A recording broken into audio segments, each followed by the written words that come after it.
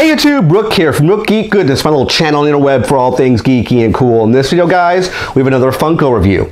We're going to be looking at the Pop Heroes number 231 pop from the DC Superheroes wave, Lobo. And there's a lot to talk about this actual Lobo pop. First and foremost, there's actually two variations of the same identical pop currently out in the wild. First version is this one that we have right here, which I'll call it the clean version, which we'll do a full breakdown about momentarily.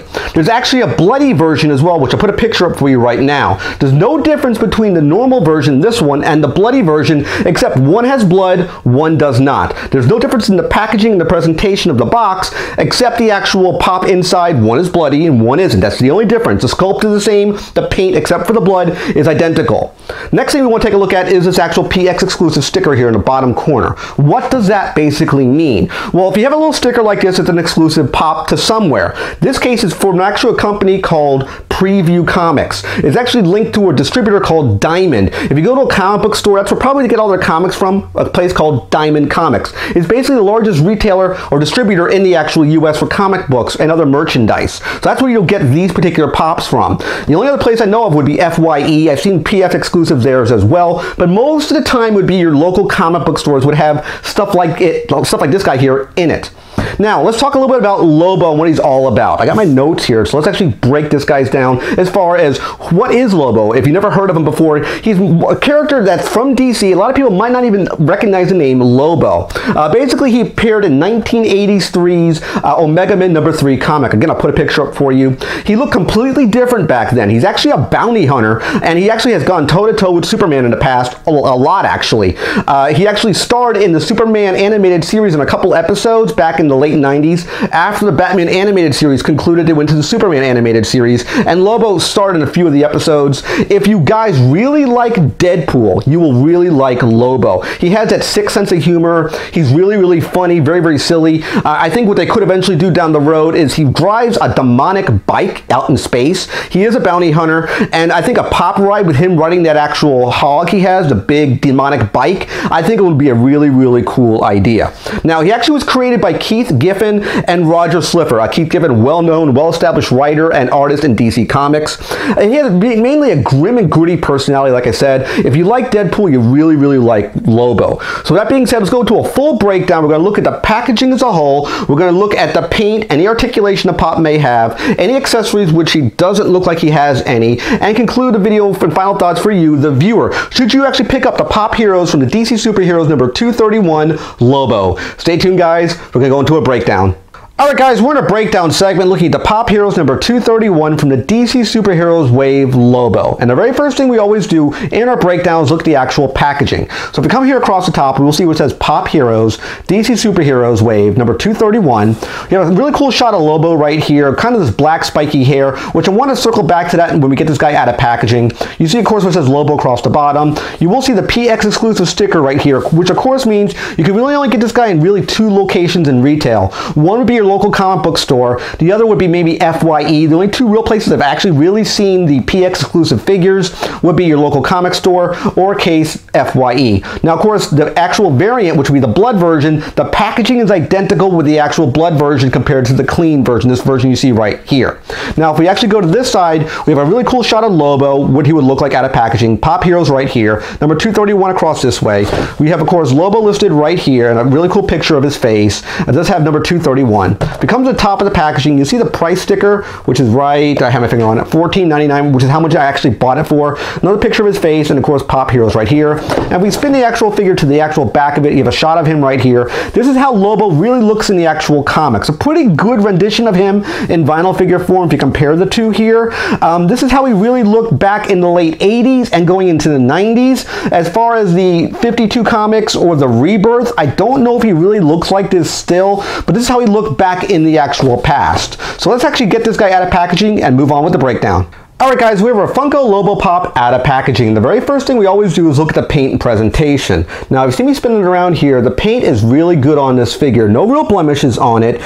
He sort of has this white face paint on the front here. I'll kind of get a little closer. Sort of a white face paint, but he has big red eyes that really stand out, make the figure very stark looking. Sort of this black eyeliner around, black makeup. He does have, you're not seeing things, that is a cigar he's smoking. He does that in the comics all the time. He has these big cigars. He's always chain smoking them, which is funny for the actual being cigars. He always has one in his mouth. He has this big silver machine gun, as you can see right here. Nice amount of detail for a pop to show sort of a gun like this. It's a really big gun.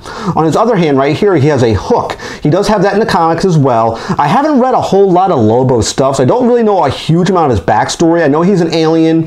I know he does bounty hunting. He's shown up in Superman a lot. He always has contracts he's trying to fulfill. That's his big thing he does. He does contract hunting, and if you actually offer him another contract for more money, he'll pick your contract instead of the other guys. He does that a lot in the actual comics. He sort of has a biker jacket on right there, sort of a black biker jacket with a little cross right there dangling. On the back of the actual pop, he has a, so he's part, looks like he's part of a motorcycle gang. I think it says Bite Me Fanboy, which is what it says on the back here. It's hard to notice because of the way the angle is here. If you look at his actual head on the back, I'll kind of show it right here. It looks sort of like a porcupine. That's what I see when I think of this, how the actual hair is angling backwards. I see porcupine when I see this sort of effect to me. At least it is to me. He has sort of blue jeans on. He has a skull right there on his belt. Blue jeans, like I said, and black shoes. Now, there is an issue with the articulation on this actual pop. I'll kind of put it back a little bit so you can see. The head will not rotate all the way around, just because the way this thing is, the way this built, the actual vinyl here, it will not allow you full clearance 360 unless you really force it, and you're going to cause issues with the vinyl down the road. So I would definitely take caution on that. Just move the head a little bit. You don't need a whole lot of movement here for this actual pop. It looks good enough to me just moving it a little bit. Now, if you had the bloody version, the articulation would be identical to this one as well. So I think this is a really cool pop. Definitely worth the $15 price point. And with that being said, let's go to final thoughts and wrap up this video. Alright guys, final thoughts on the Pop Heroes number 231 from the Superhero Wave, Lobo. I really like this pop. There's a sick amount of detail packed into this actual pop. As we mentioned in the breakdown, there is a limited amount of articulation with the head because the way it's actually sculpted with all of the layers on it, you don't get full 360 movement. But I think on this guy, I think it's okay because they have a silly amount of detail on this actual deco here. The really cool silver gun, the chain he always has in the actual comics, he actually showcases that a lot. He looks like he's part of a biker gang, which I really love the way he looks, the deep red eyes, and of course he's smoking a cigar. So again, he is, you know, the Bastiche, as he knows himself, or, you know, the main man, he always calls himself in the comics. If you've never read a Lobo comic, I highly recommend it. It's not really for kids, so to speak. It's more for the adult-oriented type of fan base. But if you like Deadpool, you will love Lobo. Now, the last question you're probably going to ask yourself is, there's two variants for this guy. Which one should I buy? Well, it all depends on A, what they have in the actual store when you're there, and B, are you a big Lobo fan that would need two different pops? Do you want to get two for a collection, or is one good enough for you? When I bought this guy, the price point was about $14.99, which we talked about in the breakdown. Right there is a sticker. So he's a little more expensive because he is that PX exclusive, and they charge a little bit higher price point for it. So he's about $15 US. To me, having one pop, the way this guy looks right here, looks great for me. I don't need the bloody version per se. I'm not the biggest Lobo fan in the world, but getting an actual Lobo pop is absolutely cool. So I highly recommend getting this guy if you can actually find it. With that being said, I hope you liked this video. Definitely click the subscribe button at the bottom of the page. When you subscribe to my channel, click the little bell icon to be notified of my latest videos. And last but not least, you can click Windows over here to watch more of my content. Take care, guys. I'll see you next video, and bye-bye.